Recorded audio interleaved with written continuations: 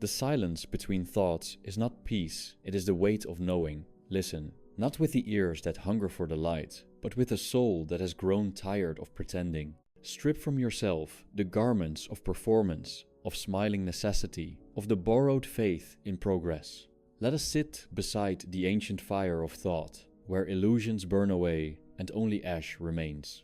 You are not here by accident. You have come, dragged by the heavy current of inward exhaustion. This moment, the quiet between roles, the gaze that has turned inward, is the most honest hour of your life. The machinery of hope stalls. The painted joys lose their color. Something deeper begins to whisper, like a wound that has always been there, finally uncovered. No one escapes the arithmetic of existence. Suffering is not the exception. It is the thread that binds each consciousness to the wheel. Every pleasure, chased and consumed, leaves the taste of absence. Every desire, when fulfilled, mutates into something else. It is never what we imagined. The longing survives, even in the arms of its supposed satisfaction. This, perhaps, is the first bitter gift of awareness. To see that what we want is never what we need, and what we need cannot be had in this world. The animal lives, eats, flees, copulates, and dies, all without questioning the cruelty of its fate. Man, cursed with reflection, sees too much. He recognizes the futility of his hungers, and yet he cannot cease to hunger. This is what it means to be human, to suffer not only the pain itself, but the knowledge that pain is inescapable. Even in the heights of ecstasy, there is the shadow of time, decay, and loss. Every smile contains its own future mourning. Culture paints over the abyss with decoration. Art, music, technology, distraction, it offers momentary narcotics, not cures. The sickness of the will remains. Modernity, with all its speed and light, has not cured despair. It has only made it easier to ignore until the moment of collapse. The man scrolling his glowing device at midnight is not seeking entertainment. He is fleeing the silence, the unbearable confrontation with the truth of his own emptiness. And what is this emptiness? It is not a lack of things. It is the presence of too much desire, tangled and unfulfilled, howling through the corridors of the soul. The more we are told we can be happy, the more we feel the sting of our failure to reach it. But happiness is not denied us by chance, it is denied us by the structure of existence itself. Every summit reveals another climb, every embrace carries the seed of parting, every breath is a step closer to the grave. We are born into a contradiction. The will to live is blind, restless, and insatiable. It compels the sperm toward the egg, the child toward the flame, the lover toward the fantasy. But the intellect, when awakened, sees the absurdity of the whole parade, and thus begins the civil war within. The will wants, the mind knows better, and the soul, caught between them, breaks. Look closely and you will see. Every society is built on the denial of this inner fracture. Religion promises reward, capitalism promises success, therapy promises healing. But these are lullabies for the anxious child inside us. They do not dissolve suffering. They merely dress it in hopeful language. The pain remains, the restless craving remains, the unanswered question why remains, echoing in the hollow chambers of every silent night. Have you not felt it? That ache beneath achievement? That hollowness after every pleasure? That sense, even in love, that something essential remains unmet? This is not a flaw in you. This is the nature of the will. It can never be fulfilled, because its nature is not peace, it is motion, endless and circular. To will is to suffer. To will is to burn with longing that cannot be quenched. There is no final arrival, no utopia at the end of striving. The world is not a story with a happy ending, it is a wheel turning on the axis of insatiable craving. Each generation repeats the same delusions, the same hungers, the same heartbreaks, with new costumes and slogans. But underneath, the machinery remains the same. Life does not progress, it only perpetuates. Even love, the highest of human illusions, carries within it the seeds of despair. For to love is to glimpse momentary transcendence, only to watch it crumble beneath time and habit. We love not as whole beings, but as fragments seeking completion. And in doing so, we burden the other with our inner abyss. No one can fill it, no one ever has. And so we turn from lover to stranger, from passion to routine, from connection to solitude again and again. Children are not born from joy, but from the blind obedience of the will. They inherit not only our features, but our futility. We pass on the gift of suffering, wrapped in the illusion of purpose. I want a child, we say, as if the desire sanctifies the pain that will follow. But every child must one day ask why they were brought into a world where sorrow is inevitable, and there will be no answer that does not taste of deceit.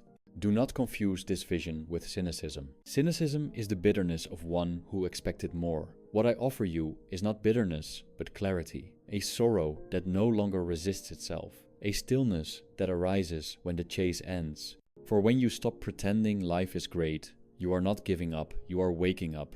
You are seeing, perhaps for the first time, that the pursuit of happiness was the prison itself. To be conscious in this world is to bleed inwardly. And yet, there is a strange dignity in this pain, a quiet majesty in standing still while the winds of illusion howl around you. The man who no longer believes in the promises of the world is not lost, he is free. He walks not toward hope, but away from delusion. And in that departure, something ancient begins to stir. The awareness that there is peace not in possession, not in becoming, but in ceasing to chase. Let the chase end. Let the wheel spin without you. And listen to the silence that remains. The silence, once feared, becomes a companion, not comforting, but honest. In it, you hear the soft crumble of illusions you clung to with such trembling hope. The belief that you were destined for joy, that life would reward your effort, that meaning could be found in movement, each collapses like brittle scaffolding around a hollow temple. And what remains is not nothingness, but truth, stripped of decoration. Every human endeavor, no matter how noble it appears, bears the stain of self-preservation or self-deception. The artist seeks beauty not to honor life, but to escape it. The lover clings not to another, but to the fleeting illusion that someone might save them from themselves. Even the ascetic, draped in robes of renunciation, is not free of will, he merely shifts its object. Desire inverts itself, but never disappears. You are told that suffering is temporary, a phase to pass through. But this is not the voice of wisdom, it is the voice of those who fear looking too long into the mirror of existence. Suffering is not a phase, it is the condition, it is the heartbeat beneath every breath. It wears many faces, loss, boredom, betrayal, longing, but it remains the same in essence, the revolt of the will against a reality that does not bend to its hunger. To know this is not to despair, it is to cease negotiating with a world that never agreed to your terms. You begin to see the serenity in the withered leaf, the dignity in the broken statue, the beauty in the cracked bowl that holds no water. These are not metaphors, they are facts. All things decay, all forms fade, and in that decay lies the only truth that does not insult your intelligence. The child cries, not because the toy is broken, but because the world is indifferent. He grows into an adult who learns to disguise this grief with ritual, work, and small pleasures. But the wound never heals, it only deepens in silence. Every distraction is a salve that wears off, every celebration a delay of mourning. There is no escape from the awareness that all we build is built on sand. Detachment does not mean absence of feeling, it means absence of clinging. You can love and still let go. You can care and still not expect. The world will not respond to your sincerity. It will not adjust itself to your purity. The rain falls on the cruel and the kind alike. The grave opens for both the selfish and the saint. To realize this is to stop asking life for justice. It has none to give. Modernity offers gods made of glass productivity, achievement, self-improvement. They glitter under the lights of digital temples, but they shatter under the pressure of real life. To be constantly improving is to confess that you are never enough. To chase growth endlessly is to live in permanent discontent. The self becomes a project, not a presence. And the soul, meanwhile, withers from neglect. Listen, there is no final version of you that will solve the ache. No optimized persona that will remove the dread. The ache is not a flaw, it is the voice of your metaphysical nakedness. You are not here to become something. You are here to witness, to endure, and, if you are brave, to see through the veil without turning away. Even spirituality, which promises escape, is often just another theater of will. Enlightenment becomes a goal. Stillness becomes an achievement. But the real stillness asks nothing of you. It comes when the will drops, not when it is transcended, but when it exhausts itself. The silence after the storm, not the storm's conquest. Grief, too, becomes a teacher, not in the way the world suggests, with platitudes and slogans, but in its refusal to be hurried. It stretches time, it strips life of its decorations. It reminds you that nothing belongs to you, not even your own peace. Every loss, no matter how small, is a glimpse into the truth, that to exist is to be in a constant state of farewell. You were never meant to feel at home here. That is not a flaw of your psyche, it is the mark of your awareness. The more clearly you see, the more you realize that belonging is an illusion we fabricate to keep the terror at bay. But there is a strange liberation in admitting that you do not belong. You stop performing, you stop proving, you simply witness. And in that witnessing, something opens. The open wound becomes a doorway. In solitude, not chosen, but arrived at, you encounter what society cannot offer, the absence of demand. You are not required to entertain, not required to succeed, not required to improve.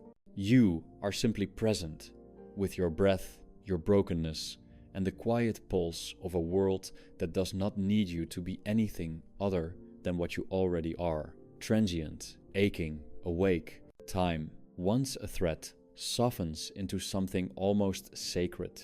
Not because it brings progress, but because it reveals what always was. Every hour you do not fill is a rebellion. Every moment you sit without grasping becomes an act of metaphysical defiance. The stillness is not empty, it is rich with the absence of illusion. Let others chase. Let them speak of dreams and purpose. You, now, have seen too much. You no longer look forward, you look inwards. You no longer seek, you observe. The world continues its theater, but you are no longer in the audience. You are somewhere else entirely, where nothing is promised, and yet nothing is missing. You become like the mountain weathered, unmoving, full of stories it no longer tells. You learn to speak less, because words often serve the ego's need to assert control. Silence, on the other hand, is an admission of impotence. And in that impotence, strangely, you find peace. The journey is not toward a destination, it is toward dissolution. Not the annihilation of the self in despair, but the soft disrobing of the self from its roles. You realize you were never the persona, never the ambition, never the image. You were always the awareness beneath, watching, untouched, enduring. The soul that stops pretending finds no applause. There are no rewards for seeing clearly. Only the quiet knowledge that you are no longer a puppet of the will. You still move, still speak, still eat and sleep, but something essential has shifted. You no longer believe in the story. You no longer ask the world to make sense. And so you walk, quietly, like a ghost among those still dreaming. Not superior, not awakened, simply done with the noise. You begin to see that much of what was called love was a bargain with loneliness, an agreement between two isolated souls to not speak of the silence that haunts them. What paused for intimacy was often the exchange of distractions, a mutual attempt to forget the emptiness at the center of being. You realize now that the more desperately we love, the more we demand from another what no human can give, a permanent cure for impermanence. The face once radiant with longing becomes familiar, then tired, then foreign. This is not betrayal, it is the inevitable unfolding of time. What was once novelty becomes routine, and routine is where the will suffocates. Passion, being a trick of the will, cannot sustain itself. It needs distance, illusion, the sense of something not yet attained. Once possessed, the object of desire loses its glow, and the will, disappointed, seeks elsewhere. This is the sorrow at the heart of all relationships. The decay of intensity into habit. Children, too, carry with them this tragic rhythm. Born from our longing, they inherit our burdens. We imagine they will redeem us, give shape to our formless yearning. But the child grows, not into our savior, but into another sufferer. They, too, will come to know the bitterness of craving, the collapse of ideals, the slow attrition of joy. To give life is to give suffering. To beget is to burden. Education teaches facts, not wisdom. It prepares the child for the machinery of society, not for the truths of existence. It teaches how to earn, how to obey, how to win approval, but it says nothing of how to endure the weight of futility. So the child grows into the adult, well equipped to contribute, but utterly unprepared to face themselves. And the cycle continues unquestioned, unquestionable. Civilization itself, that grand structure of laws, markets, and customs, exists to keep the truth at bay. It must manufacture noise, novelty, ambition, anything to prevent the individual from realizing the futility of it all. A man who stops pretending becomes dangerous to society. He no longer buys the lie. He no longer plays his part. And so, systems are built not to liberate, but to distract. The city glows with artificial light, not to guide, but to blind. Every advertisement is a promise whispered into the ear of your inadequacy. Every image of success, another mirror to reflect your insufficiency. They do not sell products, they sell longing. And the more you consume, the deeper your hunger grows. This is not failure, it is design. Religions, once the balm of the weary, have become echoes. Their truths diluted into rituals. Their mysteries reduced to comfort. The gods, once terrifying in their silence, are now therapists in robes, offering reassurance instead of revelation. True religion, if it ever existed, was not about belief, it was about surrender, not to a being, but to the emptiness at the heart of being, that space where the self dissolves, and nothing is left but awareness. But we are a species that cannot bear to face nothingness. We must fill it with noise, with images, with hope. We scroll through the endless cascade of lives, not our own, comparing, envying, numbing. The screen becomes the altar. The algorithm becomes the priest. And we, the congregation of the distracted, worship not with reverence, but with desperation. And yet, in the still moments, the truth returns, like a shadow under the door. It reminds you that all you have chased has left you unfulfilled, that every peak has revealed another mountain, that every I have arrived has quietly turned into I must begin again. This is not your failure, it is the design of will. The will does not seek contentment, it seeks motion. And motion, in time, leads to exhaustion. Exhaustion is not the enemy. It is the first honest signal from the soul.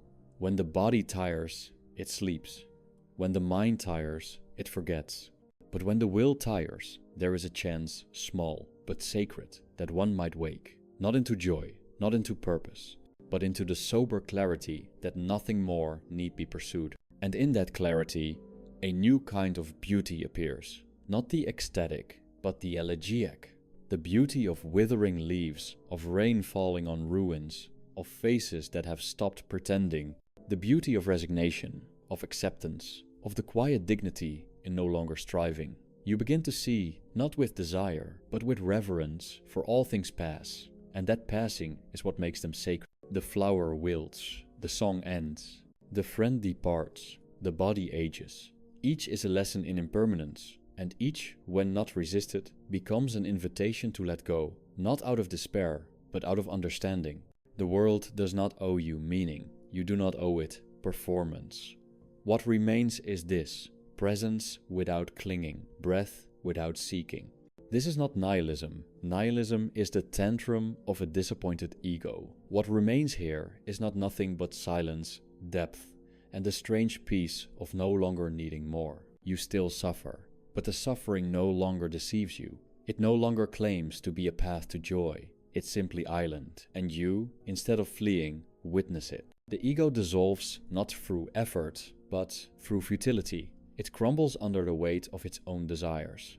You do not need to kill it, you only need to stop feeding it illusions. Then, in its place, something quieter arises. Not a self, but an openness. Not an identity, but a presence that does not claim, does not crave, does not cling. You begin to move like water, without plan, without resistance. You find yourself smiling not from pleasure, but from the strange relief of not needing pleasure. The smile of the monk, the madman, and the one who has lost everything but truth. A smile not of joy, but of surrender.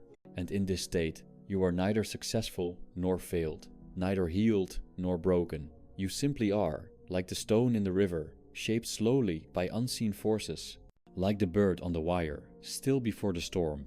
You carry no doctrine, no mission, no script, only the silent knowing that all is fleeting, and that in its fleetingness lies its depth. You cease to seek immortality. You cease to seek legacy. You cease to seek redemption. These were dreams born of fear. Fear, once exposed to light, loses its grip. You remain afraid, yes, but you no longer obey that fear. You let it speak, and then you let it pass, like wind through an open window. Others will not understand. They will ask what you believe in, what you hope for, what you are working toward, and you will have no answer that satisfies their hunger. You will speak softly, or not at all. You will know that truth cannot be spoken, only lived, and often it is lived in silence. In this silence, life becomes less a problem to solve and more a mystery to endure. You stop asking, why me, and start whispering, so this, too.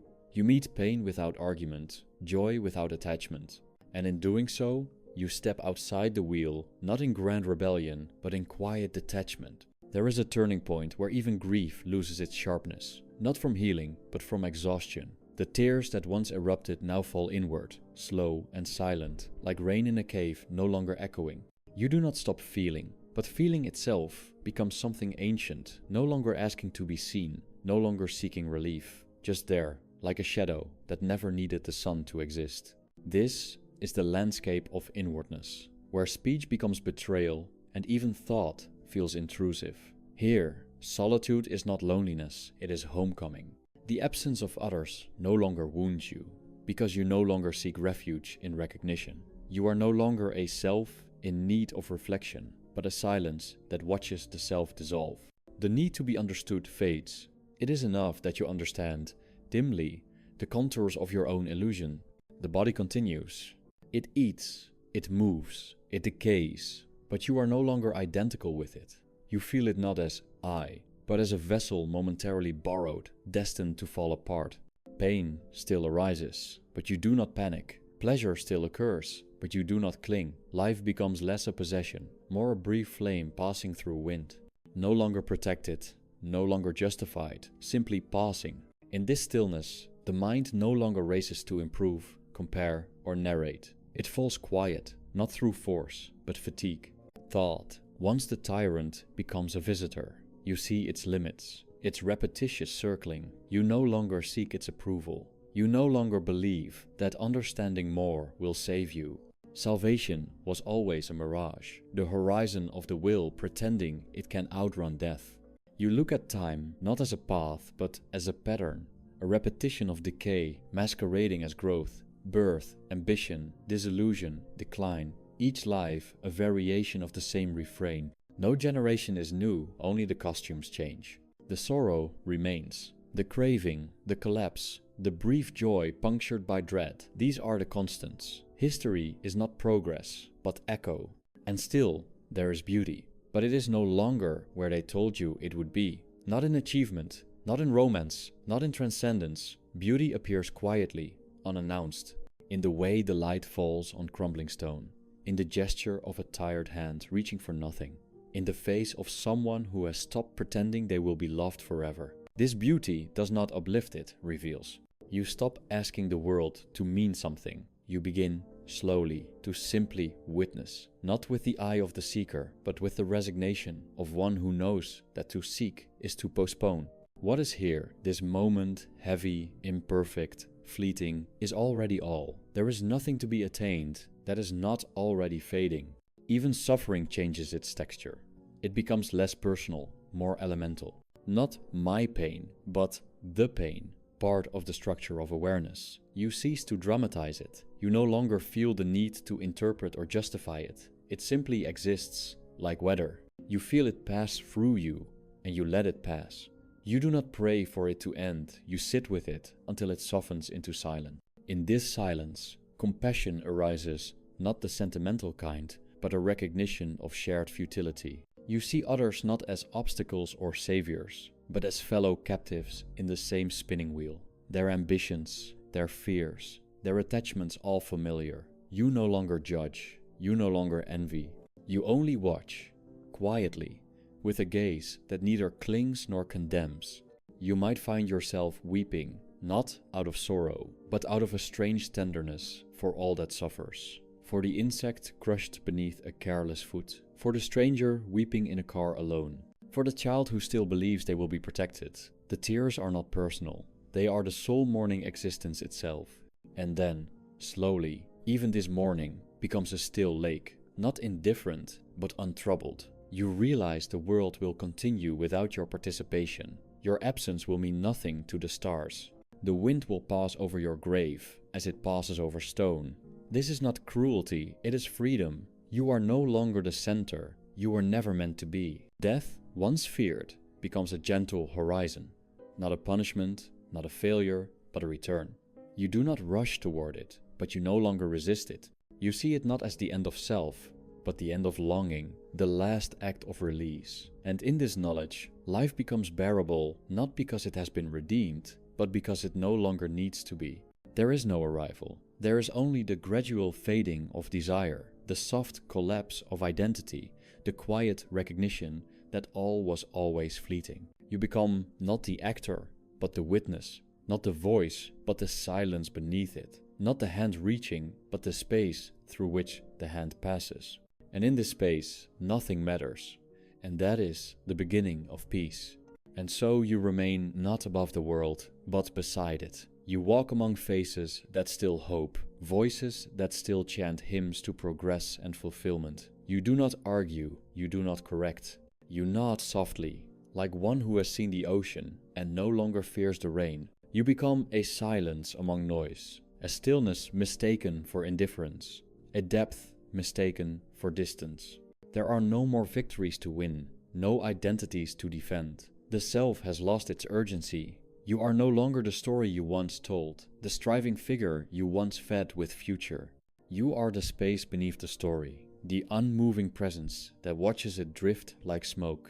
The question of meaning, once a torment, now falls away like an old leaf. What remains is not meaning, but being bare, breathless, without ornament. You see the futility of ambition with no bitterness. You see the mirage of pleasure with no resentment. You let things pass through you, joy and pain alike, without the need to possess.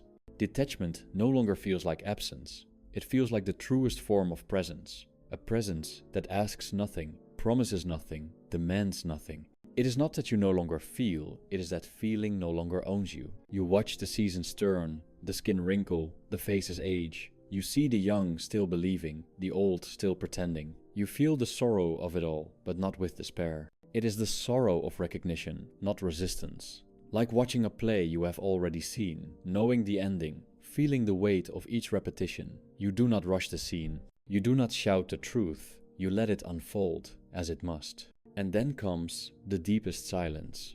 Not the silence of absence, but of completion. A silence that does not need to end. There is no longer anything missing. Not because everything has been gained, but because the hunger to gain has vanished. This is the final poverty. Not the lack of things, but the loss of desire. And in this poverty, the soul becomes vast. Not empty, but open. Not hollow, but whole. No one sees this in you. There is no sign on your face. No halo of realization. You appear as you always did, walking, breathing, aging. But inside, you are not the same. The world no longer sticks to you. Praise does not inflate. Loss does not shatter. Even love, when it comes, is not clung to it, is held lightly, like a bird too fragile for the cage of need. You speak less, because most speech is a reaching. You do not reach, you do not grasp. You let each moment arrive and pass without claim. Your presence becomes a kind of disappearance. Not the erasure of the body, but the absence of want. You are here, but you no longer insist upon it. You are alive, but you no longer worship life. And then, nothing. Not a dramatic finale, not a climax. Just a soft vanishing, like the last ember turning to ash. Like the wave returning to sea. No applause, no transcendence. Just the cessation of pretending. And in that, the quiet revelation. There was never anything to become. There was never anything to hold. There was never anyone to be. Only this, the stillness beneath all things, the silence that was always there, the end of the dream, and the beginning of peace.